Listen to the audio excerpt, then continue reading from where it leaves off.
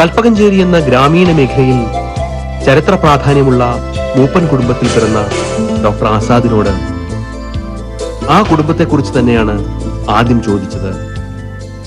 ഞങ്ങളുടെ കുടുംബം വളരെ പുരാതനമായ ഒരു കുടുംബമാണ്.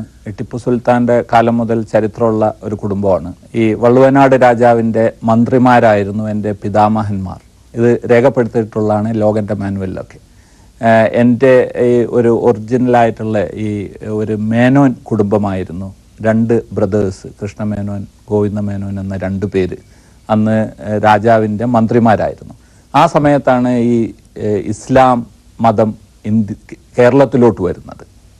ഇസ്ലാം മതം കേരളത്തിൽ വന്ന് അതിൽ ആകൃഷ്ടരായ ഇവർ 2 പേരും ഇസ്ലാമിൽ ചേരണമെന്ന്, മുസ്ലിം ആകണമെന്ന് പറഞ്ഞപ്പോൾ അത് രാജാവിന് വളരെ സന്തോഷമായിരുന്നു.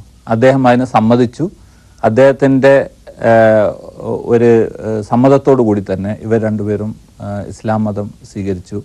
മുഹമ്മദ് അഹമ്മദ് എന്ന പേര് സ്വീകരിച്ചുകൊണ്ട് ആ സമയത്ത് ഈ കൽപ്പകഞ്ചേരി പ്രദേശം, ആ ഒരു വലിയൊരു ഗ്രാമം ഇവർക്ക് അവിടെ താമസിക്കാൻ വേണ്ടി സൗകര്യപ്പെടുത്തി കൊടുത്തു രാജാവ്.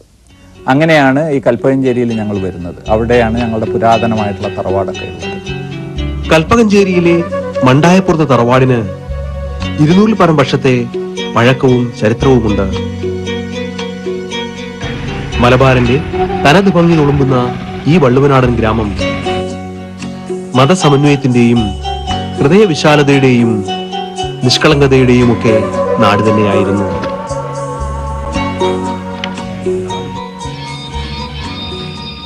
ബ്രിട്ടീഷിനെതിരെ പടപൊരുതിയ പോരാളികൾ മാത്രമല്ല, സ്വാതന്ത്ര്യ സമരാവേശത്തിന്റെ നായകർ തന്നെ ഇവിടെയുണ്ടായിരുന്നു. മൂപ്പൻ കുടുംബം അവരിൽ പ്രധാനികളും. ഖിലാഫത്ത് പ്രസ്ഥാനത്തും സ്വാതന്ത്ര്യ സമര രംഗത്തും നിന്ന എം.എ. മൂപ്പന്റെ 7 മക്കളിൽ ഇളയവനായാണ് ആസാദ് മണ്ടായപ്പുറത്ത് മൂപ്പൻ തറവാട്ടിൽ ജനിക്കുന്നത്. 200 കൊല്ലം ആയിട്ടുള്ള ചരിത്രം രേഖപ്പെടുത്തപ്പെട്ടിട്ടുണ്ട്. ഞങ്ങളുടെ കുറേ തലമുറകളുടെ ഒരു ഫാമിലി ട്രീ തന്നെ ഉണ്ട്. അപ്പോൾ ഈ ഒരു ബാക്ക്ഗ്രൗണ്ടിലാണ് ഞാനൊക്കെ അവിടെ പഠിക്കുന്നത്, വളരുന്നതും ജനിക്കുന്നതും വളരുന്നതും.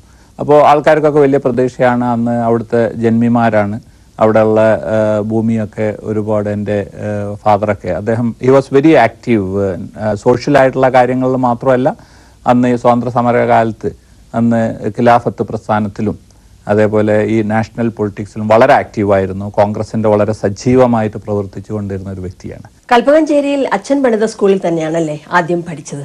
എൻ്റെ ഫാദറാണ് ഈ ഒരു സ്കൂള് ഉണ്ടാക്കിയതും. അത് പിന്നെ ശേഷം പിന്നീട് ഫാദറായിരുന്നു അതിൻ്റെ